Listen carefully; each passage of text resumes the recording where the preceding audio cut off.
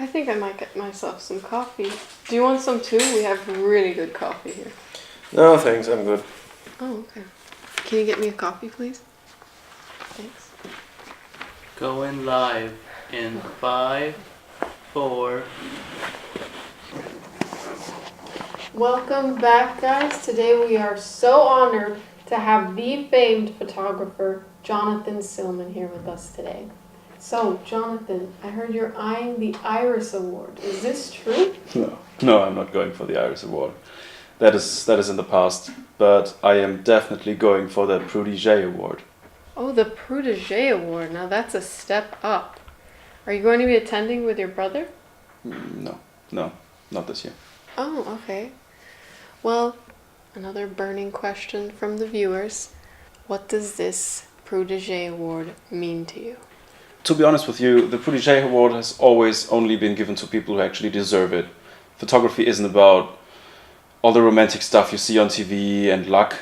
It is about dedication and hard work. So, yeah, as somebody who has worked a lot for it, I think I have good chances.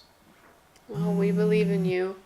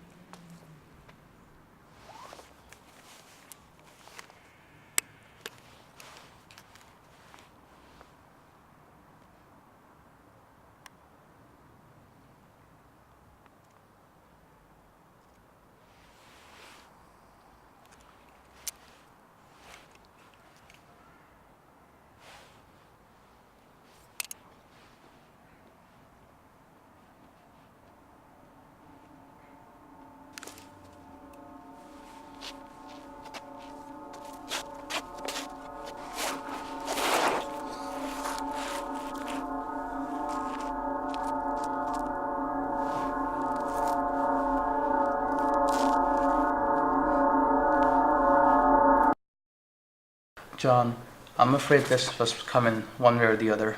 Your blindness, it's hereditary, it runs in the family. There's no way we could have stopped it. The only prescription I can give you are the free group sessions at the local healthcare center. I'll write you down the address and I'll introduce you to the guy who works there. He's a really good guy and he'll help you cope in this difficult time. Animal species fundamentally possess complex optical systems, and sometimes these neurons get damaged for various reasons, and this can cause blindness. Finding support in these difficult times is very important. Fred, how's your sister? Yeah, she has been there for me all this time. And I don't know what I would do without her. As you know, I can't see, and she takes me out to restaurants, and she's like this walking stick of mine. I mean, she's amazing.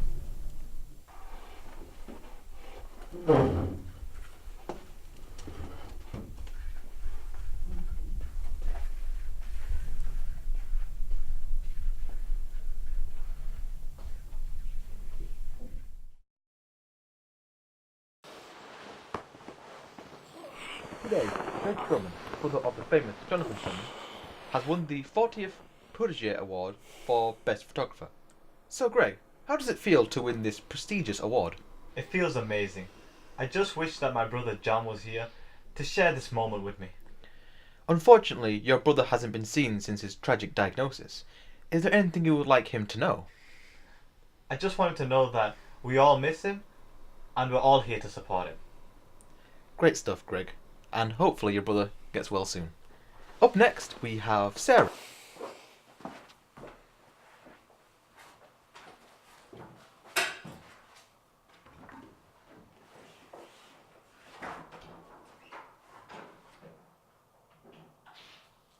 I'm looking for Greg Silman. Yeah, that's the next room on your left. Thank you. Okay, welcome.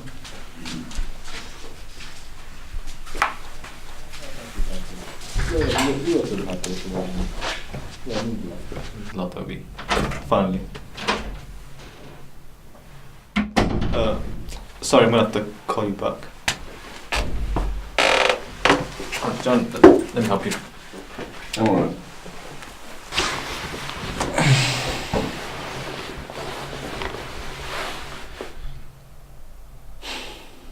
So, Protégé Award, huh?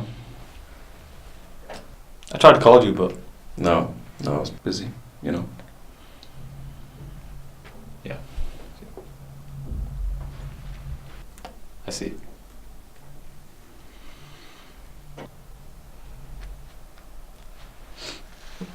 Would you like to hold it? Hold what? The award?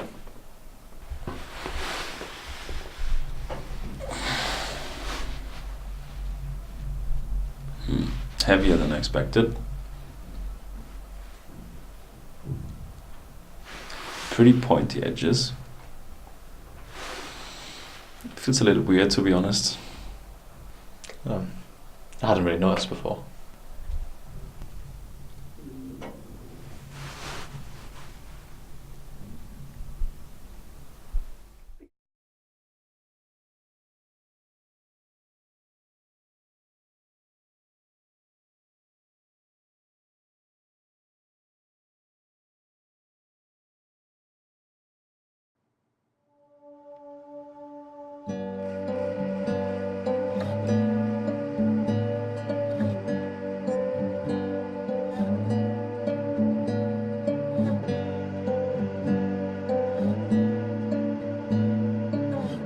I'm Edward Mallon. I'm Head of Optometry and Vision Science here at the University of Bradford.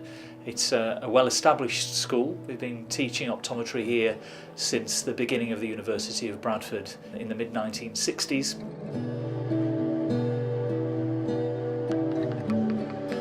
Blindness, or severe sight impairment, as we would call it nowadays, is relatively uncommon in the general population, but of course a lot of conditions are related to age. But in the younger age groups, there are some people with visual impairment. Generally we see that's a hereditary condition. We'd think of things like retinitis pigmentosa, that sort of thing, so a condition that's linked to someone's genetic makeup, and they've had an issue that develops early in life. The one we have to talk about is colour vision. Around about 8% of males will have some degree of colour vision defect. Thankfully, it's a condition that doesn't really change your life that much. It would probably exclude you from certain professions where colour vision is really, really important, but apart from that, you're okay. Then there are many other conditions where the impact on vision is much more profound. If we think about glaucoma, commonly called the silent thief of sight, because the patient doesn't know they have the condition until the disease is very well progressed, and at that point it's too late to actually help the patient. This is clearly a massive life-changing event for that person, and there are lots of charities now that do work to help. It's unfortunate to say that in certain circumstances people fall between the cracks, between the clinical side of things and then the social services side of things, and people kind of get lost in the middle somewhere. Depression is a major issue for people with sight loss, and how to cope with that. It's a big problem for them and the people that are close to them. And you end up in a vicious spiral of withdrawal from society. So there's the depression because of the sight loss. You're sad about it. You're finding things harder to do physically, so you can tend to withdraw away. So that's where support networks are crucial, where charities that offer this support are crucial to link people with sight loss together and people who are normally sighted who want to help. It's a really important part of the rehabilitation process. That feeling that for the patient that there are people there that are thinking of them and want to support them. It's really crucial.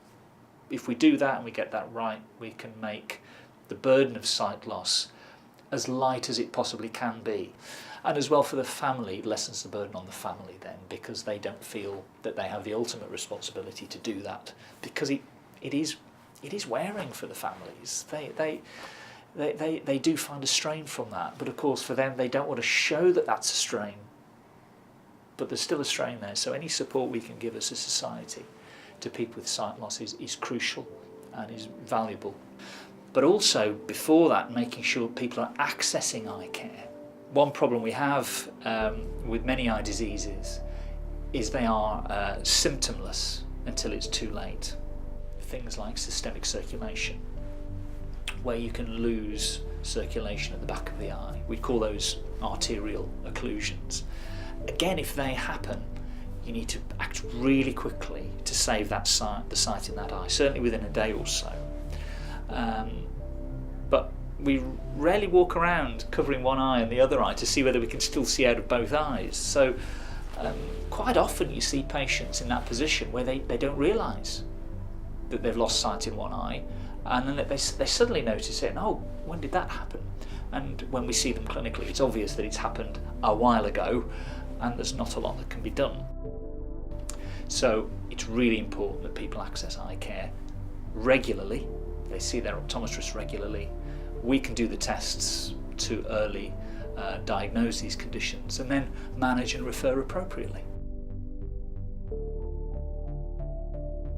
For support, call the UK Vision Helpline at 0845 351 1820 or contact the University Bradford Eye Clinic directly at 01 274 234 649.